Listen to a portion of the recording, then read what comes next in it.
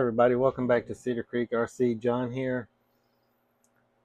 I've decided I'm going to go with the base camp body for now. I have all the bumpers, everything for it. I'll probably take off the little camper top I have on it.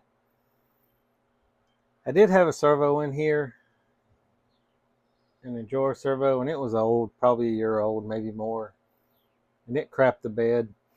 So I had this mofo RC torque beast, servo beast laying around, and I figured, well, we're doing pretty much a mofo build without the shocks aren't mofo. So I figured we might as well just throw that in there. I did have to bring it out, adjust my mounting position on my servo to clear it was hitting on the motor, but that wasn't that big a deal. I had to trim down some headlights, so we're going to put those in, put the bumpers on.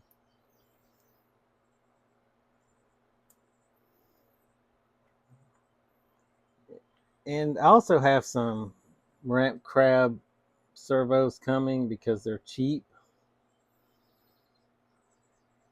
And some Class 1 competitions won't let you run these mofo servos. And servos are super easy to change out. So whenever if I sell this and whenever somebody runs it,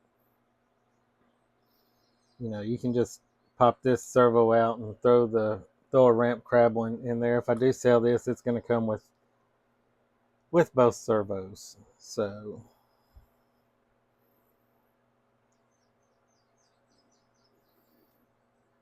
but it seems I'm using the RMCCA rules as far as the spec that I'm building this to.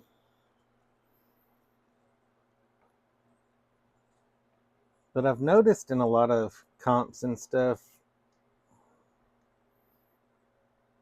a lot of people are running their own rules. I'll post a link to the rules that I followed in this.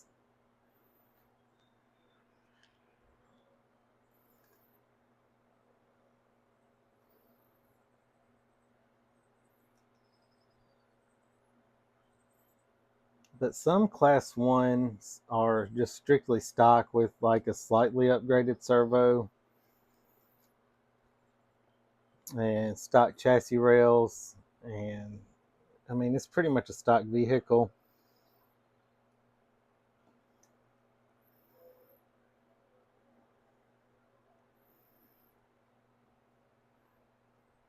I wish the RC community would get together and agree fully on a set of rules. But I also had to get my transmitter out. I'll make sure it's turned on. This isn't the battery I'm going to run in this.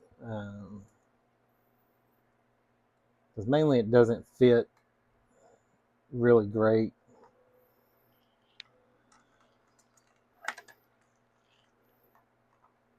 But that's pretty much the build for now. And I went ahead and I made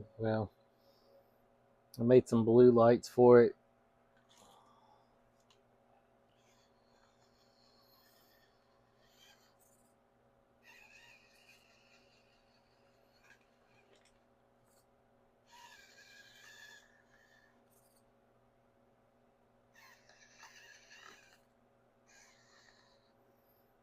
But I think it's a pretty cool looking rig. It pretty much looks stock. I did get wheels and tires. So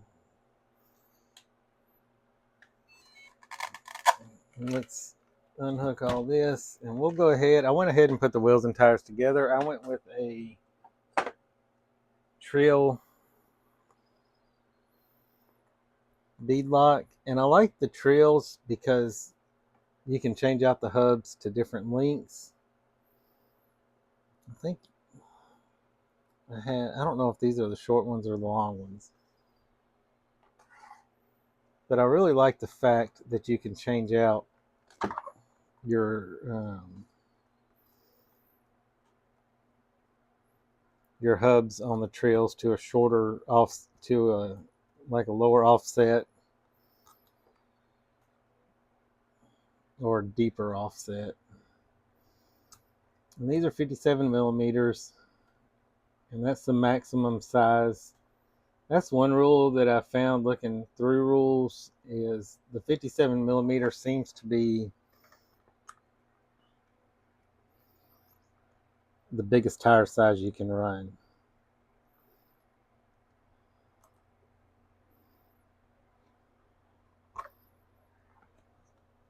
in a class 1.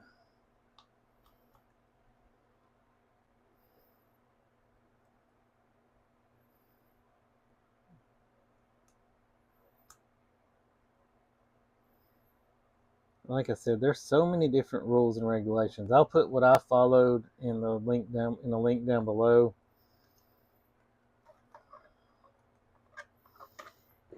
I might have to adjust when I put this one together.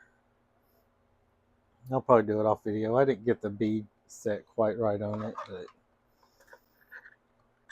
for the purposes of this video, that's what we're going to go with. I might end up having to trim the body a little bit, maybe the bumper. I don't know. We'll see.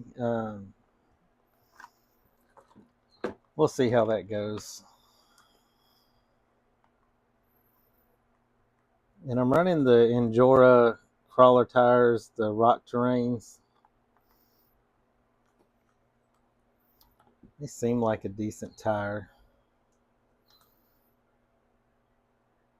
And I might have to put the different hubs back on to suck these tires in a little bit, because I think the bumpers are supposed to come into the...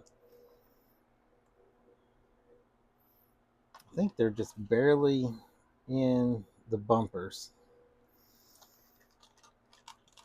Or the body. Yeah, I think they have to come inside the body.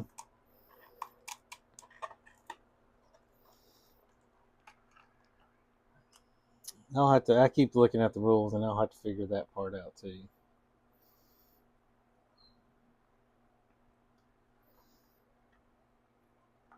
I'll also get my scales, my 4-corner scales out, and we'll check what the weight distribution is on this. It's going to be a little funky with this top on it.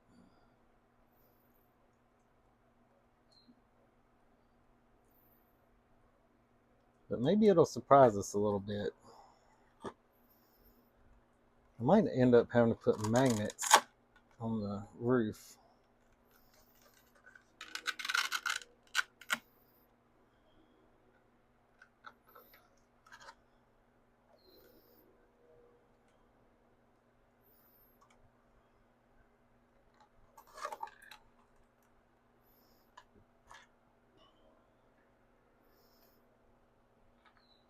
And I went with kind of a blue wheel to kind of match the body. But yeah, I think we're definitely going to have to end up trimming a fender. And maybe the bumper just a little bit. You can always run the Bronco front bumper. I might do that instead and just trim out the back a little bit.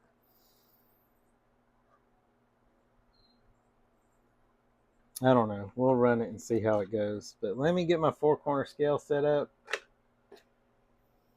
on this, and we will see what our weight distribution is looking like. All right, I got my 4-corner scale set up. Can't really see my screen, but we'll go over that too. So it's not really a bad setup. Looks like 56% in the front, 44% in the back, 453 grams. And side to side is pretty even. So I'm very happy with that.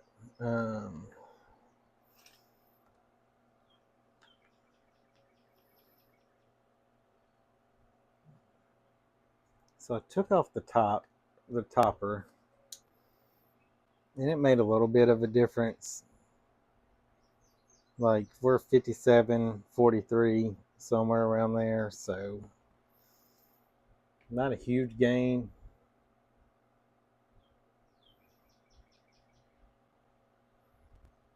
We're gaining about a 1% difference on that. So I think this is what we'll go with for now. We might leave the top off, might leave it on. If it doesn't crawl well with the top on, we'll take the top off. So, but I will try to get a video of this up and running. It's pretty hot this week.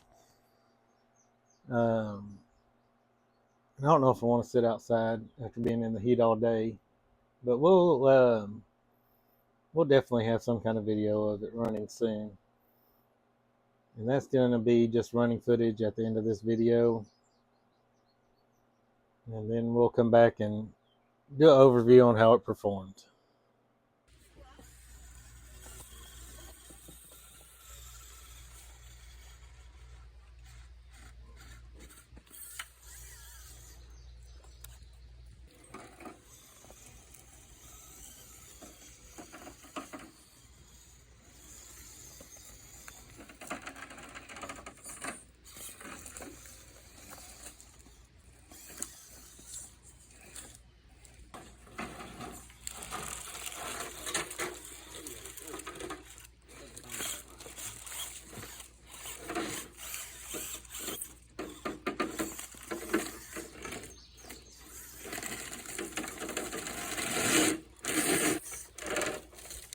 All right, guys, we're back. I guess we can all be a we. I had the stock mofo gears, the ones that come on it in the back, and they were really slow. I had overdrive in the front, and it seemed to be dragging. It was great for turning, had a great turning radius, but it was dragging the back end too much. Like it was really pulling in the front fast like you want with overdrive, but the rear end was super slow. So I took just a set of stock gears that I had and put those in the rear, and I left the overdrive that I had in the front, and it seemed to drive much better. It wasn't just dragging like it. I'm telling you, it was super slow, as you'll see in the videos, or as you saw in the video. So I did that, and I trimmed the fenders a little bit because it was rubbing really bad. I trimmed the back bumper, and I also took the front bumper off and replaced it with this Stinger style bumper because it was rubbing really bad on the front bumper still. I trimmed it and trimmed everything down and just wasn't happy with it at all. I mean, I still have it. It's still usable, but I'm much happier with this setup. I have much more clearance in the front. You got a much better turning radius. And on my next run, I'll put some video at the end of this. It did so much better.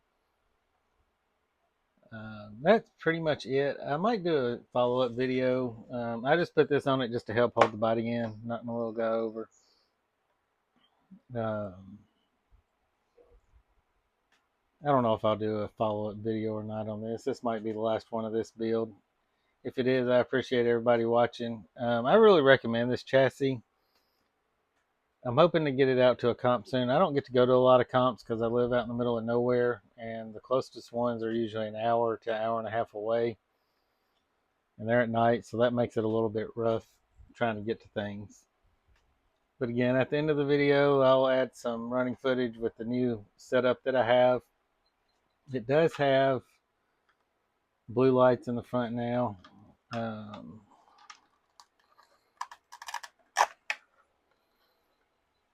I don't know if I went over electronics, but I'm running a Dumbo RC receiver in it, and I have the Rockwolf brushed ESC in it from Mofo. So it's really a Mofo build outside of the shocks and a few other things. But I'm really happy with the Mofo parts and the way everything went together. I'm glad I found it all on sale. They also have a Patreon, but yeah, this truck, I'm really happy with it and the way it performs. And again, I appreciate everybody watching. Like, subscribe, and share. Leave me a comment with any questions. I'll post some links. Also, recently got a Enjoyer code. I'll throw that in the description as well. But in the meantime, we'll figure out what we're going to build next or what we're going to work on next. But that's pretty much it for this build. In the meantime, stay safe and have a great day.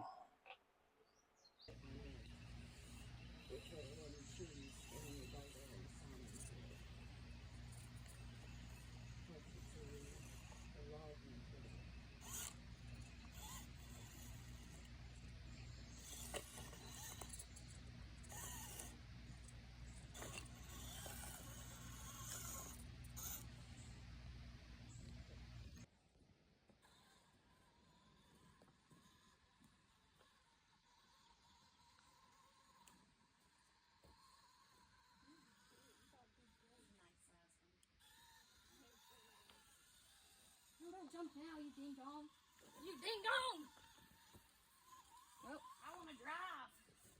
So no, oh no. Watch that funky sap come out so you don't step in there. John, I looked up, can possums, yeah, you never told me if they could. Once they said they could, what's that?